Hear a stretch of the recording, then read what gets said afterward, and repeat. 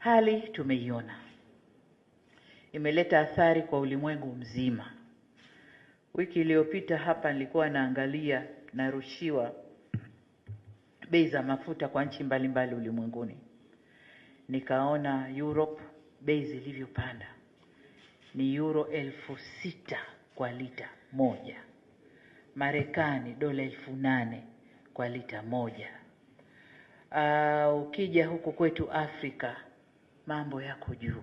Hapa kwetu Tanzania bei ziko chini ukilinganisha na majirani zetu wote waliotuzunguka, pamoja na wengi wao kupunguza kodi kwenye mafuta, lakini bado Tanzania bei yetu iko chini kuliko wengine.